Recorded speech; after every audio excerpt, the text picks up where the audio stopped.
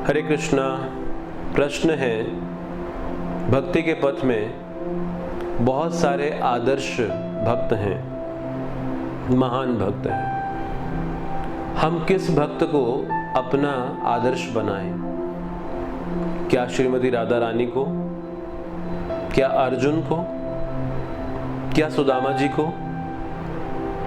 या फिर किसी अन्य भक्त को? 5 रस होते हैं भगवान और भक्त के संबंध में। एक रस है जिसे शांत रस कहा जाता है। तो भगवान के धाम में, वैकुंठा धाम में, आध्यात्मिक जगत में शांत रस में भगवान के सेवा में, उनके सोने का स्थान, उनके लिए उपयोग की जाने वाली हर प्रकार की सामग्री, चाहे वो घास ही क्यों ना हो जिस पे भगवान अपना पैर रखते हो, ये सब जीवात्माएं हैं। तो भगवान के धाम में कुछ भी जड़ नहीं है, अनकॉन्शियस नहीं है, सब कुछ कॉन्शियस, चेतन, जड़ है। तो शांत रस में ये सब भगवान की सेवा करते हैं। दूसरे प्रकार का रस आता है जिसे दास्य रस कहा जाता है। तो दास्य रस में जैसे हनुमान जी बहुत प्रसिद्ध हैं, श्री रामचंद्र जी की दास्य भाव में सेवा। तीसरे प्रकार का रस साख्य, और इसमें अर्जुन जी का उदाहरण आता है। और चौथे प्रकार में वात्सल्य, यशोदा माता, नंद बाबा, भगवान कृष्ण के प्रति। और फिर 5वां है माधुर्य रस, जिसमें श्रीमती राधा रानी भगवान कृष्ण के प्रति या गोपियां कृष्ण के प्रति रखती थी।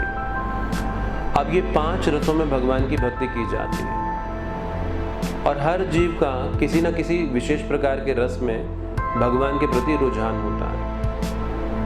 और जब ये जागृत हो जाता है हमारी शुद्ध अवस्था में, क्योंकि बद्ध अवस्था में हमारी जो वास्तविक स्थिति भगवान की सेवा में है, जिसे स्वरूप कहा जाता है जीव का, वो ढका रहता है, इसलिए ये पता नहीं चलता। लेकिन जब हृदय से सब कल्मश धुल हो जाते हैं, यानी कि दूसरों के प्रति अब हृदय में द्वेष नहीं रहता, सबको हम समान भाव से देख पाते हैं, सबके प्रति प्रेम होता है, सहयोग होता है, ऐसी अवस्था में ये आवरण हटना शुरू होता है और हमें ये पता लगना शुरू हो जाता है कि अब हम कौन से रस के प्रति हमारा रुझान है भगवान की सेवा में। लेकिन बद्ध अवस्था में जब हम ढके हुए हैं, कल्मश अभी धुले नहीं, अनर्थ हैं हृदय में, तो फिर हमें सबसे ही प्रेरणा लेनी चाहिए। सुदामा जी से निस्वार्थ भावना की, भगवान पे निर्भरता की प्रेरणा मिलती है।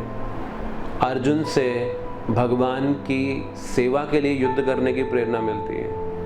कैसे अर्जुन नहीं चाहते थे युद्ध करना, लेकिन ना चाहते हुए भी वो किया जो भगवान चाहते थे। इसीलिए उन्होंने कहा गीता में, करिष्ये वचनम त्वाम। श्रीमती राधा रानी जो तो स्वयं ही भक्ति की प्रतीक हैं और उनका प्रेम भगवान के प्रति सर्वोच्च है सभी भक्तों के अंदर। तो हमें हर भक्त से प्रेरणा लेनी चाहिए बद्ध अवस्था में, लेकिन शुद्ध अवस्था में किसी एक के प्रति विशेष रुझान होना स्वाभाविक है और वो हमारी प्रेरणा का स्रोत बन जाएगा खुद ब खुद। लेकिन तब तक कृत्रिम रूप से कुछ स्वांग नहीं करें, हम इसे स्वाभाविक अपने आप होने दें और तब तक प्रत्येक दिन हरे कृष्ण महामंत्र का जाप कीजिए और भगवद गीता प्रभुपाद जी के द्वारा प्रस्तुत की गई उसको पढ़िए, सुनिए, प्रभुपाद के अनुयायियों का संग कीजिए और भगवान की कृपा की प्रतीक्षा कीजिए उस दिन तक आने के लिए। हरे कृष्ण।